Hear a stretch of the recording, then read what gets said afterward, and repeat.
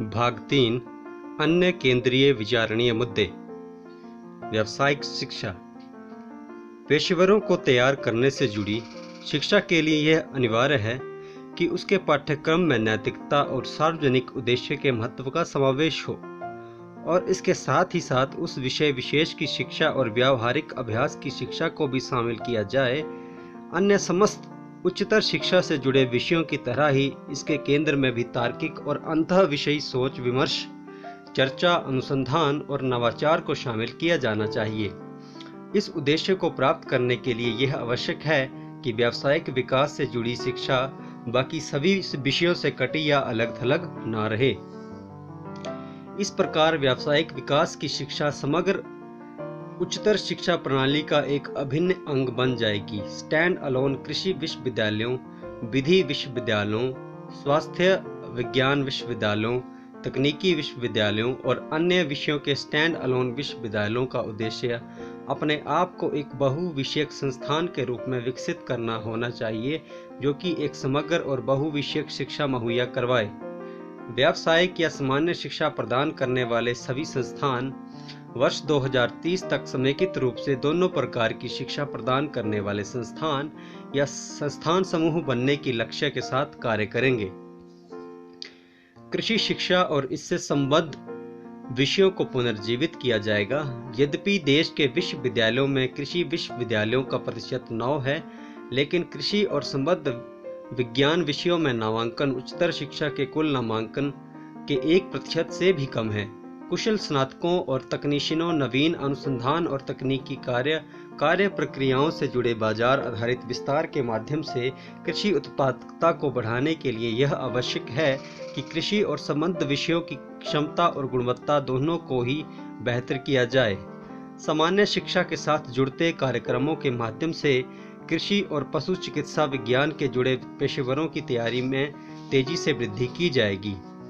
कृषि शिक्षा की प्रक्रिया को ऐसे व्यावसायिक व्यक्तियों के विकास के लिए परिवर्तित किया जाएगा जो कि स्थानीय ज्ञान, पारंपरिक ज्ञान और उभरती हुई तकनीकों को समझ सकें और उसका उपयोग कर सकें, और इसके साथ ही महत्वपूर्ण मुद्दों जैसे कि भूमि की गिरती उत्पादन शक्ति, जलवायु परिवर्तन, हमारी बढ़ती आबादी के लिए पर्याप्त भोजन की आवश्यकता आदि को लेकर जागरूक हों।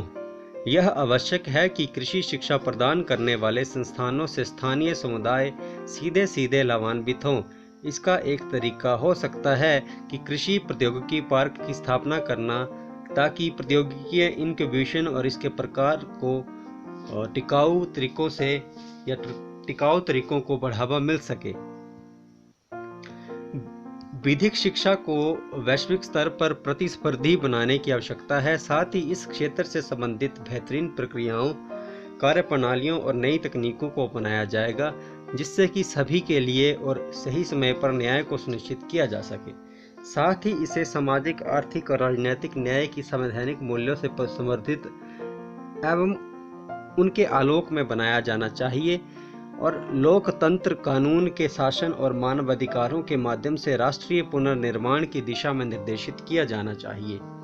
यह सुनिश्चित किया जाना चाहिए कि विधिक शिक्षा के पाठ्यक्रम में सामाजिक सांस्कृतिक संदर्भों के साथ साथ साक्ष्य आधारित तरीके से विधिक विचार प्रक्रिया के इतिहास, न्याय के सिद्धांतों, न्यायशास्त्र के अभ्यास और संबंधित विषयों के या जो संबंधित विषय हैं उनके उचित और पर्याप्त प्रतिनिधित्व हो। विधिक शिक्षा की पेशकश करने वाले राज्य संस्थान हैं या राज्य संस्थानों को विषय या भविष्य के वकीलों और न्यायाधीशों के लिए द्विभाषी शिक्षा की पेशकश पर विचार करना चाहिए, जिनमें से एक विषय भाषा अंग्रेजी हो और दूसरी उस राज्य की भाषा हो जिसमें यह विधिक शिक्षा संस्था स्थित है। स्वास्थ्य शिक्षा को पुनर्कल्पित किए जाने की आवश्यकता है, जिससे शैक्षिक कार्यक्रमों की अवधि, संरचना और डिजाइन स्नातकों द्वारा निभाई जाने वाली भूमिका के अनुरूप हो सके। प्राथमिक देखभाल और माध्यमिक अस्पतालों में काम करने के लिए मुख्य रूप से अच्छी तरह से परिभाषित मापदंडों पर छात्रों का नियमित अंतराल पर मूल्यांकन किया जाएगा। यह देखते हुए कि हमारे लोग स्वास्थ्य सेवा में बहुलतावादी विकल्पों का प्रयोग करते हैं, हमारी स्वास्थ्य शिक्षा प्रणाली को एकीकृत होना चाहिए, जिसका अर्थ है एलोपैथिक चिकित्सा शिक्षा के सभी छात्रों को आयुर्वेद, योग और प्राकृतिक चिकित्सा, यूनानी सिद्ध, होम्योपैथी, आयुष की बुनियादी समझ होनी चाहिए और ऐसा ही अन्य प्रकार की चिकित्सा से संबंधित विद्यार्थियों के विषय में भी लागू होगा। सभी प्रकार की हेल्थ केयर शिक्षा में निवारक स्वास्थ्य देखभाल, प्रिवेंटिव हेल्थ केयर और सामुदायिक चिकित्सा, कम्युनिटी मेडिसिन पर भी अधिक जोर दिया जाएगा। तकनीकी शिक्षा में डिग्री और डिप्लोमा शामिल हैं। उदाहरण के लिए इंजीनियरिंग, प्रौद्योगिकी, प्रबंधन, वास्तुकला, टाउन प्लानिंग, फार्मेसी, होटल प्रबंधन और कैटरिंग आदि, जो कि भारत के समग्र विकास के लिए महत्वपूर्ण हैं। इन क्षेत्रों में न केवल कई दशकों तक पूरी तरह से योग्य व्यक्तियों की मांग जारी रहेगी, बल्कि इन क्षेत्रों में नवाचार और अनुसंधान सुनिश्चित करने के लिए संबंधित उद्योगों और उच्चतर शिक्षा संस्थानों के बीच घनिष्ठ सहयोग की भी अधिक आवश्यकता होगी। इसके अलावा समस्त मानवीय उद्यमों और प्रयासों पर प्रौद्योगिकी के प्रभाव से तकनीकी शिक्षा और अन्य विषय के बीच अंतर समाप्त होने की संभावना बढ़ती जा रही है। इस प्रकार तकनीकी शिक्षा भी बहुविषयक शिक्षण संस्थानों और कार्यक्रमों के भीतर पेश की जाएगी और अन्य विषयों के साथ साथ गहराई से जुड़ने के अवसर पर नए सिरे से ध्यान केंद्रित करेगी। भारत को स्वास्थ्य, पर्यावरण और दीर्घकालिक स्वास्थ्य जीवन में इनके महत्वपूर्ण अनुप्रयोगों के साथ जिन्हें युवाओं के लिए रोजगार संवर्धन हेतु अवर स्नातक शिक्षा कार्यक्रम का हिस्सा बनाया जाएगा। अत्याधुनिक महत्वपूर्ण क्षेत्रों जैसे जीनोमिक अध्ययन, जैव प्रौद्योगिकी, नैनो प्रौद्योगिकी, न्यूरोसाइंस के साथ साथ तेजी से प्रमुखता हासिल कर रहे artificial intelligence, AI, 3D machining, बड़े डेटा विश्लेषण और मशीन लर्निंग में पेशेवरों को तैयार करने में अग्रणी भूमिका निभानी चाहिए। प्रौढ़ शिक्षा में जीवन पर्यंत सीखना, बुनियादी साक्षरता प्राप्त करना, शिक्षा प्राप्त करना और जीविकोपार्जन है का अवसर प्रत्येक नागरिक का मौलिक अधिकार है।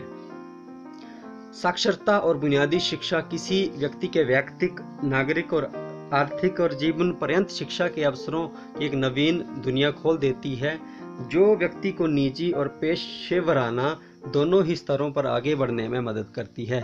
समाज और देश के स्तर पर साक्षरता और बुनियादी शिक्षा एक ऐसी शक्ति के रूप में काम करती है जो कि विकास हेतु किए जा रहे अन्य सभी प्रयासों की सफलता को कई गुना बढ़ा देती है। वैश्विक स्तर पर विभिन्न देशों के आंकड़े यह दर्शाते हैं कि किसी देश की साक्षरता दर और उसकी प्रति व्यक्ति GDP में उच्चतर सहसंबंध होता है। साथ ही एक समुदाय का गैर साक्षर होने के कारण असंख्य नुकसान हैं, जिनमें बुनियादी वित्तीय लेन देन न कर पाना, प्रभावित मूल्य पर खरीदे गए माल की गुणवत्ता, मात्रा की तुलना करना, नौकरियों, ऋण, सेवाओं आदि के लिए आवेदन के लिए फॉर्म भरना, समाचार मीडिया में सार्वजनिक परिपत्रों और लेखों को समझना, व्यापार को संप्रेषित और संचालित करने के लिए पारंपरिक और इलेक्ट्रॉनिक मेल का प्रयोग करना, अपने जीवन और पेशे को बेहतर बनाने के लिए इंटरनेट और अन्य प्रौद्योगिकी का उपयोग करना, दवाइयों, सड़क और दिशाओं और सुरक्षा निर्देशों को समझना, बच्चों को उनकी शिक्षा में मदद करना, भारत के नागरिक के रूप में किसी के मूल अधिकारों और जिम्मेवारियों के बारे में पता होने, साहित्य के कार्यों की सराहना करने और साक्षरता की आवश्यकता से जुड़े मध्यम और उच्चतर उत्पादकता वाले क्षेत्रों में रोजगार प्राप्त करने में असमर्थता शामिल है। यहाँ सूचीबद्ध क्षमताएं उन परिणामों की सांकेतिक सूची है जिन्हें प्रौढ़ शिक्षा के लिए नवाचारी उपायों के रूप में अपनाकर प्राप्त किया जा सकता है। भारत एवं विश्व भर में हुए व्यापक शोध, अध्ययन और विश्लेषण स्पष्ट तौर पर ये दर्शाते हैं कि राजनीतिक इच्छा शक्ति, संगठनात्मक संरचना, उचित योजना, पर्याप्त वित्तीय सहायता और स्वैच्छिक कार्यकर्ताओं का उच्चतर गुणवत्तापूर्ण क्षमता संवर्धन के साथ साथ स्वयं सेवा और सामुदायिक भागीदारी और एकजुट होना प्रौढ़ साक्षरता कार्यक्रमों की सफलता का प्रमुख कारक है। स्वैच्छिक कार्यकर्ताओं पर आधारित साक्षरता कार्यक्रम के परिणाम स्वरूप न केवल समुदाय के वयस्क जनों की साक्षरता में वृद्धि होती है, बल्कि इससे समुदाय में सभी बच्चों की शिक्षा हेतु मांग बढ़ती है। साथ ही सकारात्मक सामाजिक बदलाव और न्याय के लिए समुदाय की भागीदारी भी बढ़ोतरी होती है। वर्ष 1988 में जब राष्ट्रीय साक्षरता मिशन की शुरुआत की गई तो यह मुख्यतः लोगों की स्वैच्छिक भागीदारी और सहयोग पर आधारित था, जिसके फलस्वरूप देश में 1991 से लेकर 2011 के दशकों के दौरान महिलाएं हैं उनके बीच की साक्षरता सहित संपूर्ण साक्षरता में उल्लेखनीय वृद्धि हुई है और तात्कालिक सामाजिक मुद्दों पर चर्चा और विचार विमर्श भी शुरू हुआ है। प्रौढ़ शिक्षा के लिए सुदृढ़ एवं नवाचारी सरकारी पहलकदमियों, खासकर समुदाय की भागीदारी को सुगम बनाना और प्रौद्योगिकी के सुचारू और लाभकारी एकीकरण को जल्द से जल्द लागू किया जाएगा ताकि 100% साक्षरता के सबसे महत्वपूर्ण उद्देश्य को शीघ्र प्राप्त किया जा सके। सबसे पहले NCERT के एक नए और सुसमर्थित घटक संगठन द्वारा एक उत्कृष्ट प्रौढ़ शिक्षण पाठ्यचर्या ढांचा विकसित किया जाएगा जो कि प्रौढ़ शिक्षा के लिए समर्थित हो सके, ताकि साक्षरता, संख्यात्मकता, बुनियादी शिक्षण, व्यावसायिक कौशल आदि के लिए उत्कृष्ट पाठ्यचर्या बनाने में NCERT की मौजूदा विशेषज्ञता के प्रति अनुरूपता विकसित और उससे सामंजस्य रखते हुए प्रौढ़ शिक्षा में पाठ्यचर्या ढांचा तैयार होगा। इस पाठ्यचर्यात्मक ढांचे में कम से कम निम्न 5 प्रकार के कार्यक्रम शामिल होंगे, जिनमें से प्रत्येक के परिणाम स्पष्ट रूप से परिभाषित किए जाएंगे। बुनियादी साक्षरता और संख्या ज्ञान, महत्वपूर्ण जीवन कौशल जैसे वित्तीय साक्षरता, डिजिटल साक्षरता, व्यावसायिक कौशल और स्वास्थ्य संबंधी जागरूकता, शिशु पालन एवं परिवार और शिक्षा कल्याण, व्यावसायिक कौशल विकास, स्थानीय रोजगार प्राप्ति के मद्देनजर बुनियादी शिक्षा, प्रारंभिक, माध्यमिक और उच्चतर माध्यमिक शिक्षा के समकक्ष सतत शिक्षा जैसे कला, विज्ञान, तकनीक, संस्कृति, खेल, मनोरंजन आदि के अलावा स्थानीय शिक्षार्थियों की रुचि एवं लाभ की दृष्टि से अन्य विषयों, उदाहरण के लिए महत्वपूर्ण जीवन कौशलों पर अधिक उन्नत सामग्री और प्रौढ़ शिक्षा कोर्स। ऐसा करते हुए ये भी ध्यान रखा जाएगा कि कई मामलों में वयस्कों को बच्चों के साथ इस्तेमाल की जाने वाले तरीकों और सामग्री की जगह भिन्न प्रकार के शिक्षण अधिगम पद्धतियों और सामग्री की आवश्यकता होगी। दूसरा, बुनियादी ढांचा सुनिश्चित किया जाएगा ताकि सभी इच्छुक प्रौढ़ों को प्रौढ़ शिक्षा और आजीवन अधिगम प्राप्त हो सके। इस दिशा में एक महत्वपूर्ण पहल स्कूल के घंटों के बाद और सप्ताहांत स्कूल पर या स्कूल परिसरों का उपयोग, प्रौढ़ शिक्षा कार्यक्रमों के लिए सार्वजनिक पुस्तकालय स्थान जो कि जहां तक संभव हो ICT से सुसज्जित होंगे और अन्य सामुदायिक भागीदारी और संवर्धन गतिविधियों के लिए जाना होगा। स्कूल शिक्षा, उच्चतर शिक्षा, प्रौढ़ शिक्षा और व्यावसायिक शिक्षा के लिए और दोनों सामुदायिक और स्वयंसेवी गतिविधियों के लिए अवसंरचनात्मक का साझाकरण, भौतिक और मानव दोनों संसाधनों के कुशल उपयोग को सुनिश्चित करने के लिए और इनके साथ साथ 4 प्रकार की शिक्षा और उससे परे के बीच तालमेल बनाने के लिए महत्वपूर्ण होगा। इन कारणों से उच्चतर शिक्षण संस्थानों, व्यावसायिक प्रशिक्षण केंद्रों आदि जैसे अन्य सार्वजनिक संस्थानों के भीतर प्रौढ़ शिक्षा केंद्रों को भी शामिल किया जा सकता है। तीसरा, प्रौढ़ शिक्षा कार्यक्रम ढांचे में विभिन्न प्रकार के 5 प्रकार की प्रौढ़ शिक्षा के लिए परिपक्व शिक्षार्थियों को पाठ्यक्रम के रूपरेखा प्रदान करने के लिए प्रशिक्षकों, शिक्षकों और प्रेरकों की आवश्यकता होगी।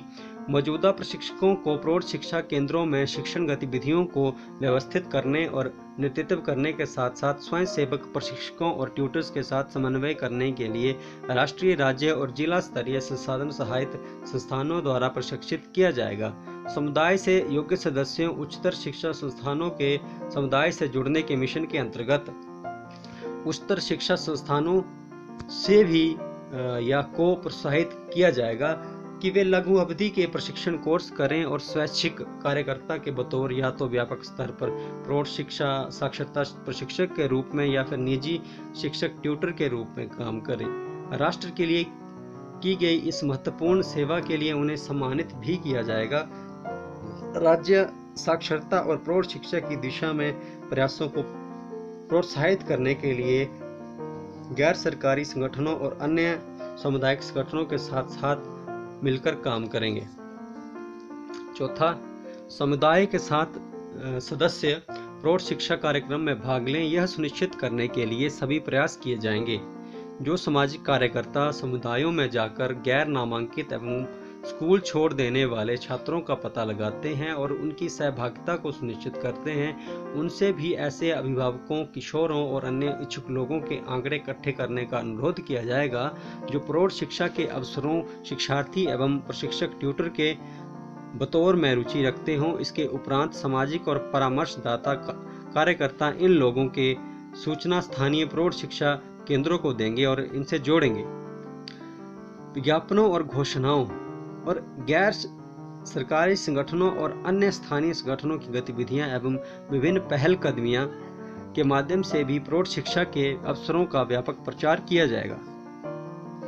5वां, समुदाय एवं शिक्षण संस्थानों में पढ़ने की आदत विकसित करने के लिए पुस्तकों तक पहुंच और उपलब्धता बेहतर करना आवश्यक है। यह नीति अनुशंसा करती है कि सभी समुदाय एवं शिक्षण संस्थान, विद्यालय, महाविद्यालय और विश्वविद्यालय ऐसी पुस्तकों की समुचित आपूर्ति सुनिश्चित करेंगे जो कि सभी शिक्षार्थियों, जिसमें निःशक्त जन और विशेष आवश्यकता वाले शिक्षार्थी भी शामिल हैं, की आवश्यकताओं और रुचियों को पूरा करते हों। केंद्र और राज्य सरकारें यह सुनिश्चित करेंगी कि पूरे देश में सभी की, जिसमें सामाजिक आर्थिक रूप से वंचित लोगों के साथ साथ ग्रामीण और दूरदराज के क्षेत्रों में रहने वाले भी शामिल हैं, तक पुस्तक पहुंच हो और पुस्तकों का मूल्य सभी के खरीद सकने के सामर्थ्य के अंदर हो। सार्वजनिक और निजी दोनों प्रकार की एजेंसियां, संस्थान पुस्तकों की गुणवत्ता और आकर्षक बेहतर बनाने की रणनीति पर काम करेंगी। पुस्तकों की ऑनलाइन उपलब्धता बेहतर एवं डिजिटल पुस्तकालय को अधिक व्यापक बनाने हेतु कदम उठाए जाएंगे। समुदाय एवं शिक्षण संस्थानों में जीवंत पुस्तकालयों को बनाने और उनका सफल संचालन सुनिश्चित करने के लिए यथोचित संख्या में पुस्तकालय स्टाफ की उपलब्धता हो और उनके व्यावसायिक विषय विकास के लिए उचित करियर मार्ग बनाने एवं करियर प्रबंधन डिजाइन करने की आवश्यकता है। अन्य प्रयासों में शामिल होंगे विद्यालयों के पुस्तकालयों को समृद्ध करना, वंचित क्षेत्रों में ग्रामीण पुस्तकालयों एवं पठन कक्षों की स्थापना करना, भारतीय भाषाओं और पठन सामग्री उपलब्ध कराना, बाल पुस्तकालय एवं चल पुस्तकालय खोलना, पूरे भारत में और विषयों पर सामाजिक पुस्तक क्लबों की स्थापना और शिक्षण संस्थानों और पुस्तकालयों में आपसी सहयोग बढ़ाना। अंततः उपरोक्त सभी पहलों को मजबूत करने के लिए प्रौद्योगिकी का लाभ उठाया जाएगा। सरकारी और परोपकारी पहलों के साथ साथ क्राउड सोर्सिंग और प्रतियोगिताओं के माध्यम से प्रौढ़ शिक्षा के लिए गुणवत्तापूर्ण प्रौद्योगिकी आधारित विकल्प जैसे ऐप, ऑनलाइन कोर्स, मॉड्यूल, उपग्रह आधारित टीवी चैनल, ऑनलाइन किताबें और ICT से सुसज्जित पुस्तकालय और प्रौढ़ शिक्षा केंद्र आदि विकसित किए जाएंगे। कई मामलों में गुणवत्तापूर्ण प्रौढ़ शिक्षा का संचालन ऑनलाइन एवं मिश्रित मोड में किया जा सकता है। 22. भारतीय भाषाओं, कला और संस्कृति का संवर्धन। भारतीय संस्कृति का समृद्ध भंडार है जो हजारों वर्षों में विकसित हुआ है और यहाँ की कला, साहित्यिक कृतियों, प्रथाओं, परंपराओं, भाषाई अभिव्यक्तियों, कलाकृतियों, ऐतिहासिक एवं सांस्कृतिक धरोहरों के स्थलों इत्यादि में परिलक्षित होता हुआ दिखता है। भारत में भ्रमण, भारतीय अतिथि सत्कार का अनुभव लेना, भारत के खूबसूरत हस्तशिल्प एवं हाथ से बने कपड़ों को खरीदना, भारत के प्राचीन साहित्य को पढ़ना, योग एवं ध्यान का अभ्यास कराना, भारतीय दर्शन शास्त्र से प्रेरित होना, भारत के अनुपम त्योहारों में भाग लेना, भारत के वैविध्यपूर्ण संगीत और कला की सराहना करना, भारतीय फिल्मों को देखना और कुछ ऐसे आयाम हैं जिनके माध्यम से दुनिया भर के करोड़ों लोग प्रतिदिन इस सांस्कृतिक विरासत में सम्मिलित होते हैं, इसका आनंद उठाते हैं और लाभ प्राप्त करते हैं। यही सांस्कृतिक एवं प्राकृतिक संपदा है जो कि भारत के पर्यटन स्लोगन के अनुसार भारत को वास्तव में अतुल्य भारत बनाती है। भारत की संस्कृति संपदा का संरक्षण, संवर्धन एवं प्रचार देश की उच्चतर प्राथमिकता होना चाहिए क्योंकि यह देश की पहचान के साथ साथ अर्थव्यवस्था के लिए भी महत्वपूर्ण है। भारतीय कला एवं संस्कृति का संवर्धन न केवल राष्ट्र बल्कि व्यक्तियों के लिए भी महत्वपूर्ण है। बच्चों में पहचान एवं अपनेपन के भाव और अन्य संस्कृतियों और पहचानों की सराहना का भाव पैदा करने के लिए सांस्कृतिक जागरूकता और अभिव्यक्ति जैसे प्रमुख क्षमताओं को विकसित करने में जरूरी है। बच्चों में अपनी सांस्कृतिक इतिहास, कला, भाषा एवं परंपरा की भावना और ज्ञान के विकास द्वारा ही एक सकारात्मक सांस्कृतिक पहचान और आत्मसम्मान बच्चों में निर्मित किया जा सकता है। अतः व्यक्तिगत एवं सामाजिक कल्याण के लिए सांस्कृतिक जागरूकता और अभिव्यक्ति का योगदान महत्वपूर्ण है। संस्कृति का प्रसार करने का सबसे प्रमुख माध्यम कला है। कला सांस्कृतिक पहचान, जागरूकता को समृद्ध करने और समुदाय को उन्नत करने के अलावा व्यक्तियों में संज्ञानात्मक और सृजनात्मक क्षमताओं को बढ़ावा और व्यक्तिगत प्रसन्नता को बढ़ाने के लिए जानी जाती है। व्यक्तियों की प्रसन्नता, कल्याण, संज्ञानात्मक विकास और सांस्कृतिक पहचान वह महत्वपूर्ण कारण है जिसके लिए सभी प्रकार की भारतीय कलाएं प्रारंभिक बाल्यावस्था, देखभाल और शिक्षा से आरंभ करते हुए देश की सभी स्तरों पर छात्रों को प्रदान की जानी चाहिए। भाषा निसंदेह कला और संस्कृति से अटूट रूप से जुड़ी हुई है। विभिन्न भाषाएं दुनिया को भिन्न भिन्न तरीके से देखती हैं, इसलिए मूल रूप से जो भाषाएं हैं या भाषा को बोलने वाला व्यक्ति अपने अनुभवों को कैसे समझता है या फिर उसे किस प्रकार ग्रहण करता है, यह उस भाषा की संरचना से तय होता है। विशेष रूप से किसी संस्कृति के लोगों का दूसरे के साथ बात करना, जैसे परिवार के सदस्यों, प्राधिकार प्राप्त व्यक्तियों, समकक्षों, अपरिचित आदि भाषा से प्रभावित होता है तथा बातचीत के तौर तरीकों को भी प्रभावित करती है। लहजा, अनुभव की समझ और एक ही भाषा के व्यक्तियों की बातचीत में अपनापन, यह सभी संस्कृति के प्रतिबिंब और दस्तावेज हैं। अतः संस्कृति हमारी भाषाओं में समाहित है। साहित्यिक, नाटक, संगीत, फिल्म आदि के रूप में कला की पूरी तरह से सराहना करना बिना भाषा के संभव नहीं है। संस्कृति के संरक्षण, संवर्धन और प्रसार के लिए हमें उस संस्कृति की भाषाओं का संरक्षण और संवर्धन करना होगा। दुर्भाग्य से भारतीय भाषाओं को समुचित ध्यान और देखभाल नहीं मिल पाई है, जिसके तहत देश ने विगत 50 वर्षों में ही 220 भाषाओं को खो दिया है। यूनेस्को ने 197 भारतीय भाषाओं को लुप्तप्राय घोषित कर दिया है। विभिन्न भाषाएं विलुप्त होने के कगार पे हैं।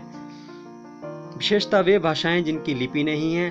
जब किसी समुदाय या जनजाति या उस भाषा को बोलने वाले वरिष्ठ सदस्य की मृत्यु होती है तो वो अक्सर भाषा भी उनके साथ समाप्त हो जाती है और प्राय इन समृद्ध भाषाओं, संस्कृति की अभिव्यक्तियों को सुरक्षित या उन्हें रिकॉर्ड करने के लिए कोई ठोस कार्रवाई या उपाय नहीं किए जाते। इसके अलावा वे भारतीय भाषाएं जो आधिकारिक रूप से लुप्तप्राय की सूची में नहीं हैं, जैसे 8वीं अनुसूची की 22 भाषाएं, वे कई प्रकार की कठिनाइयों का सामना कर रही हैं। भारतीय भाषाओं के शिक्षण और अधिगम को स्कूल और उच्चतर शिक्षा के प्रत्येक स्तर के साथ साथ एकीकृत करने की आवश्यकता है।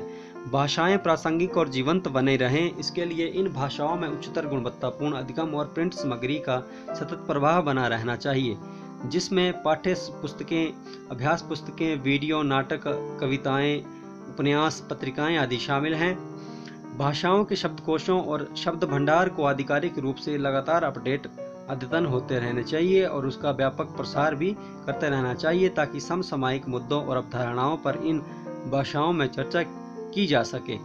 दुनिया भर के देशों द्वारा अंग्रेजी, फ्रेंच, जर्मन, हिब्रू, कोरियाई, जापानी आदि भाषाओं में इस प्रकार की अधिगम सामग्री, प्रिंट सामग्री बनाने और दुनिया की अन्य भाषाओं को महत्वपूर्ण सामग्री का अनुवाद किया जाता है तथा शब्द भंडार को लगातार अद्यतन किया जाता है। परंतु अपनी भाषाओं को जीवंत और प्रासंगिक बनाए रखने की मदद के लिए ऐसी अधिगम सामग्री, प्रिंट सामग्री और शब्दकोश बनाने के मामले में भारत की गति काफी धीमी रही है। इसके अतिरिक्त कई उपाय करने के पश्चात भी देश में भाषा सीखने वाले कुशल शिक्षकों की अत्यधिक कमी रही है। भाषा शिक्षण में सुधार किया जाना चाहिए ताकि वो अधिक अनुभव केंद्रित बने और उस भाषा में बातचीत और अंतःक्रिया करने की क्षमता पर केंद्रित ना हो, बल्कि भाषा के साहित्य, शब्द भंडार और व्याकरण पर। भाषाओं को अधिक व्यापक रूप में बातचीत और शिक्षण अधिगम के लिए प्रयोग में लिया जाना चाहिए। स्कूली बच्चों में भाषा, कला और संस्कृति को बढ़ावा देने के लिए कई पहलों की चर्चा अध्याय 4 में की जा चुकी है, जिसमें सभी स्कूलों या स्कूली स्तरों पर संगीत, कला और हस्तकौशल पर बल देना, बहुभाषिकता को प्रोत्साहित करने के लिए त्रिभाषा फार्मूला का जल्द क्रियान्वयन, साथ ही साथ जब संभव हो मातृभाषा, स्थानीय भाषा में शिक्षण और अधिक अनुभव आधारित भाषा शिक्षण। उत्कृष्ट स्थानीय कलाकारों, लेखकों और हस्तकलाकारों एवं अन्य विशेषज्ञों को अन्य विशेषज्ञता के विभिन्न विषयों में विशिष्ट प्रशिक्षक के रूप में स्कूलों से जोड़ना, पाठ्यचर्या मानविकी, विज्ञान, कला, हस्तकला और खेल में पारंपरिक भारतीय ज्ञान का समावेशन करना, जब भी ऐसा करना प्रासंगिक हो। पाठ्यचर्या में अधिक लचीलापन, विशेषकर माध्यमिक स्कूलों में और उच्चतर शिक्षा में, ताकि विद्यार्थी एवं आदर्श संतुलन कायम रखते हुए कोर्स का चुनाव कर सकें और जिससे वे स्वयं के सृजनात्मक, कलात्मक, सांस्कृतिक एवं अकादमिक आयामों का विकास कर सकें आदि शामिल हैं। उच्चतर शिक्षा एवं उससे आगे की शिक्षा के साथ साथ कदम से कदम मिलाते हुए बाद में उल्लेखित प्रमुख पहलों को संभव बनाने के लिए आगे के कई कदम उठाए जाएंगे। पहला, ऊपर उल्लिखित सभी कोर्स को विकसित करना और उनका शिक्षकों एवं संकाय की उत्कृष्ट टीम का विकास करना होगा। भारतीय भाषाओं, तुलनात्मक साहित्य, सृजनात्मक लेख, कला, संगीत, दर्शन शास्त्र आदि के सशक्त विभागों एवं कार्यक्रमों को देश भर में शुरू किया जाना चाहिए या उन्हें विकसित किया जाएगा। साथ ही इन विषयों में दोहरी डिग्री, 4 वर्षीय बीएड सहित डिग्री कोर्स विकसित किए जाएंगे। यह विभाग एवं कार्यक्रम विशेष रूप से उच्च शिक्षा के भाषा शिक्षकों के एक बड़े कैडर को विकसित करने में मदद करेगा। साथ ही साथ कला, संगीत, दर्शन शास्त्र एवं लेखन के शिक्षकों को भी तैयार करेगा, जिनकी देश भर में नीति को क्रियान्वित करने हेतु आवश्यकता होगी। एनआरएफ इन क्षेत्रों में गुणवत्तापूर्ण अनुसंधान हेतु वित्त मुहैया कराया जाएगा। स्थानीय संगीत, कला, भाषाओं और हस्तशिल्प को प्रोत्साहित करने के लिए यह सुनिश्चित करने के लिए कि छात्र यहाँ अध्ययन कर रहे हों वे यहाँ की संस्कृति एवं स्थानीय ज्ञान को जान सके। उत्कृष्ट स्थानीय कलाकारों और हस्तशिल्प में कुशल व्यक्तियों को अतिथि शिक्षक के रूप में नियुक्त किया जाएगा। प्रत्येक उच्चतर शिक्षा संस्थान, प्रत्येक स्कूल और स्कूल कॉम्प्लेक्स यह प्रयास करेगा कि कलाकार वहीं निवास करें जिससे छात्र कला, सृजनात्मकता और क्षेत्र देश की समृद्धि को बेहतर रूप से जान सकें। अधिक उच्चतर शिक्षण संस्थानों तथा उच्चतर शिक्षा और अधिक कार्यक्रमों में मातृभाषा, स्थानीय भाषा को शिक्षा के माध्यम के रूप में उपयोग किया जाएगा या कार्यक्रमों को द्विभाषी रूप में चलाया जाएगा ताकि पहुंच और सकल नामांकन अनुपात दोनों में वृद्धि हो सके। इसके साथ ही साथ सभी भारतीय भाषाओं की मजबूती, उपयोग और जीवंतता को प्रोत्साहन मिल सके। मातृभाषा, स्थानीय भाषा को शिक्षा के माध्यम से इस रूप में इस्तेमाल करने या कार्यक्रमों को द्विभाषित रूप में चलाने के लिए निजी प्रशिक्षण संस्थानों को भी प्रोत्साहित किया जाएगा और बढ़ावा दिया जाएगा। 4 वर्षीय बीएड दोहरी डिग्री कार्यक्रमों को 2 भाषाओं में चलाने की मदद मिलेगी, जैसे कि देश भर के विद्यालयों में विज्ञान की 2 भाषाओं में पढ़ाने वाले विज्ञान और गणित शिक्षकों के कार्य के प्रशिक्षण में। उच्चतर शिक्षा व्यवस्था के अंतर्गत अनुवाद और विवेचना, कला और संग्रहालय प्रशासन, पुरातत्व, कलाकृति संरक्षण, ग्राफिक डिजाइन और वेब डिजाइन के उच्चतर गुणवत्तापूर्ण कार्यक्रम और डिग्रियों का सृजन भी किया जाएगा। अपनी कला एवं संस्कृति को संरक्षित करना और बढ़ावा देने के लिए विभिन्न भारतीय भाषाओं में उच्चतर गुणवत्ता वाली सामग्री विकसित करना, कलाकृतियों का संरक्षण करना और संग्रहालयों और विरासत का पर्यटन स्थलों को चलाने के लिए उच्चतर योग्यता प्राप्त व्यक्तियों का विकास करना, जिससे पर्यटन उद्योग को काफी मजबूती है वो मिल सके। यह नीति इस बात को स्वीकार करती है कि शिक्षार्थियों को भारत की समृद्ध विविधता का प्रत्यक्ष ज्ञान होना चाहिए।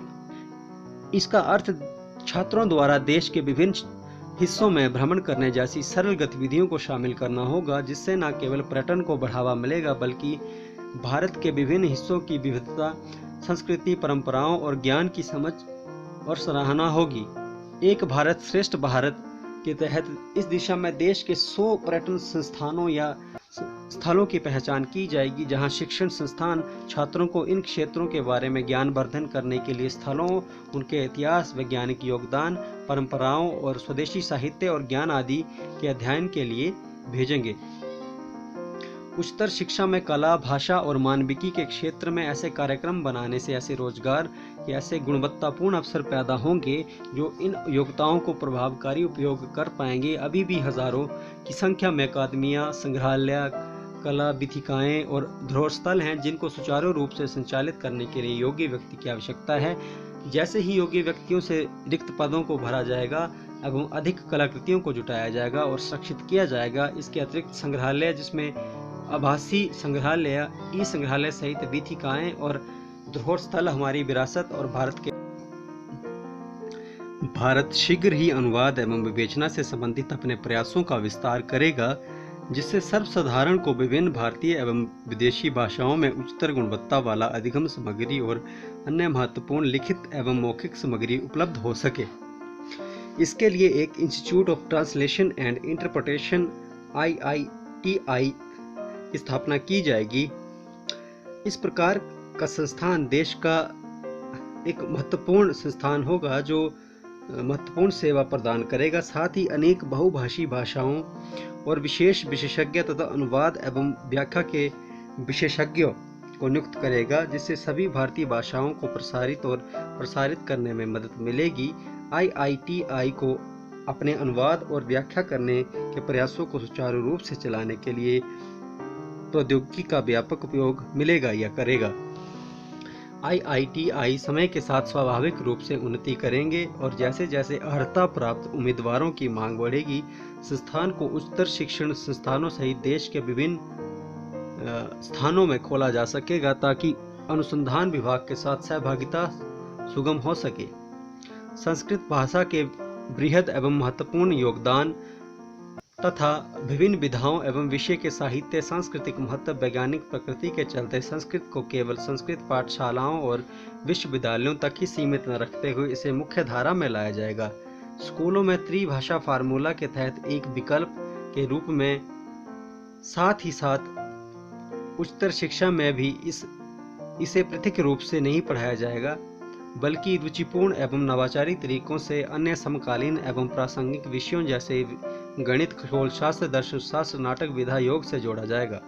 अतः इस नीति के बाकी हिस्से से संगतता रखते हुए संस्कृत विश्वविद्यालय भी उच्चतर शिक्षा के बड़े बहुविषयी संस्थान बनने की दिशा में अग्रसर होंगे। वे संस्कृत विभाग जो संस्कृत एवं संस्कृत ज्ञान व्यवस्था के शिक्षण एवं उत्कृष्ट अंतर विषयी अनुसंधान का संचालन करते हैं, उन्हें संपूर्ण नवीन बहुविषयी उच्चतर शिक्षा व्यवस्था के बीच स्थापित व मजबूत किया जाएगा। यदि छात्र चाहे तो संस्कृत उच्चतर शिक्षा का स्वाभाविक हिस्सा बन जाएगा। शिक्षा एवं संस्कृत विषयों में 4 वर्षीय बहुविषयक बीएड डिग्री द्वारा मोशन मोड में पूरे देश में संस्कृत शिक्षकों को बड़ी संख्या में व्यावसायिक शिक्षा प्रदान की जाएगी।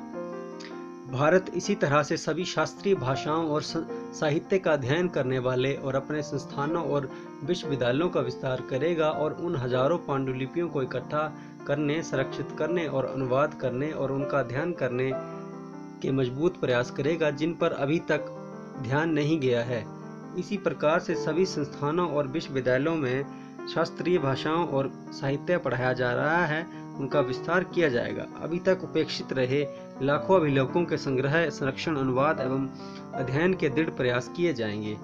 देश भर के संस्कृत एवं सभी भारतीय भाषाओं के संस्थानों और विभागों को उल्लेखनीय रूप से मजबूत किया जाएगा।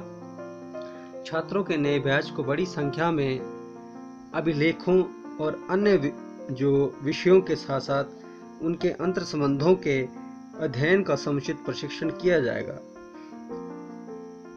शास्त्रीय भाषा के अध्ययन या संस्थान अपनी स्वायत्तता को बरकरार रखते हुए विश्वविद्यालयों के साथ संबद्ध होने या उनमें विलय का प्रयास करेंगे, ताकि सुदृढ़ एवं गहन बहुविषयी कार्यक्रम के हिस्से के तौर पर संकाय काम कर सके और छात्र प्रशिक्षण प्राप्त कर सके। समान उद्देश्य प्राप्त करने के लिए भाषाओं को समर्पित विश्वविद्यालय भी बहुविषयी बनेंगे, जहां प्रासंगिक होगा वे शिक्षा और उस भाषा में बीएड दोहरी डिग्री प्रदान करेगी, ताकि उस भाषा के उत्कृष्ट भाषा शिक्षक तैयार हो सके। इसके अलावा यह भी प्रस्तावित है कि भाषाओं के लिए नया संस्थान स्थापित किया जाएगा। विश्वविद्यालय के परिसर में एक पाली, फारसी और प्राकृत भाषा के लिए एक राष्ट्रीय संस्थान स्थापित किया जाएगा। जिन संस्थानों एवं विश्वविद्यालय में भारतीय कला और कला इतिहास एवं भारत विद्या का अध्ययन किया जा रहा है, वहाँ भी इस प्रकार के कदम उठाए जाएंगे और इन सभी क्षेत्रों में उत्कृष्ट अनुसंधान को NRF द्वारा सहयोग प्रदान किया जाएगा। शास्त्रीय, आदिवासी और लुप्तप्राय भाषाओं सहित सभी भारतीय भाषाओं को सुरक्षित और बढ़ावा देने के प्रयास नए जोश के साथ किए जाएंगे। प्रौद्योगिकी और क्राउडसोर्सिंग लोगों की व्यापक भागीदारी के साथ साथ इन प्रयासों में महत्वपूर्ण भूमिका निभाएंगे। भारत के संविधान की 8वीं अनुसूची में उल्लेखित प्रत्येक भाषा के लिए अकादमी स्थापित की जाएगी। इनमें हर भाषा के श्रेष्ठ विद्वान और मूल रूप से वह भाषा बोलने वाले लोग शामिल रहेंगे ताकि नवीन अवधारणा का सरल एवं सटीक शब्द भंडार तय किया जा सके और नियमित रूप से नवीनतम शब्दकोश जारी किया जा सके।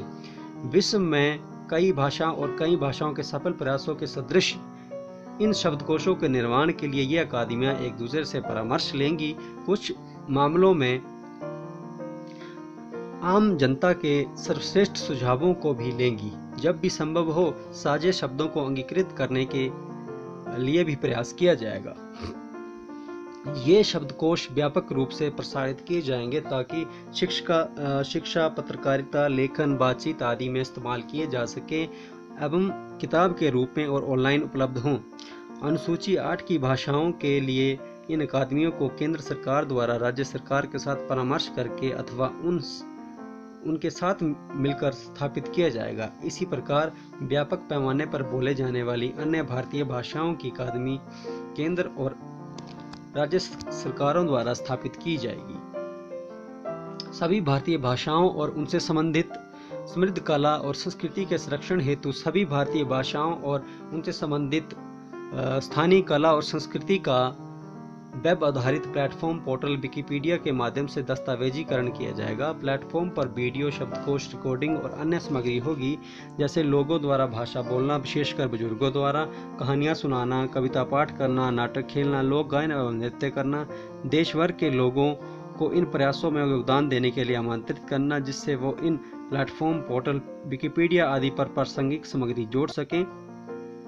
विश्वविद्यालय और उनकी शोध टीम एक दूसरे के साथ देश भर के समुदायों के साथ काम करेंगी ताकि इन प्लेटफॉर्म को और समृद्ध किया जा सके। संरक्षण के लिए इन प्रयासों और इनसे जुड़े अनुसंधान परियोजनाओं, उदाहरण के लिए इतिहास, पुरातत्व, भाषा विज्ञान आदि को NRF द्वारा वित्तीय सहायता दी जाएगी। और अंतिम पॉइंट है स्थानीय मास्टर्स या उच्चतर शिक्षा व्यवस्था के अंतर्गत भारतीय भाषाओं और कला एवं संस्कृति के अध्ययन के लिए सभी आयु के लोगों के लिए छात्रवृत्ति की स्थापना की जाएगी। भारतीय भाषाओं का संवर्धन और प्रसार तभी संभव है जब उन्हें नियमित तौर पर प्रयोग किया जाए और शिक्षण अधिगम के लिए प्रयोग किया जाए। भारतीय भाषाओं में विभिन्न श्रेणियों की उत्कृष्ट कविताओं और गद्य के लिए पुरस्कार की स्थापना जैसे प्रोत्साहन आदि कदम उठाए जाएंगे ताकि सभी भारतीय भाषाओं में जीवंत कविताएं, उपन्यास, पाठ्यपुस्तकें, कथेतर साहित्य का निर्माण एवं पत्रकारिता जैसे अन्य कार्य सुनिश्चित किए जा सके। भारतीय भाषाओं में प्रवीणता को रोजगार अर्हता के मानदंडों के एक हिस्से के रूप में शामिल किया जाएगा।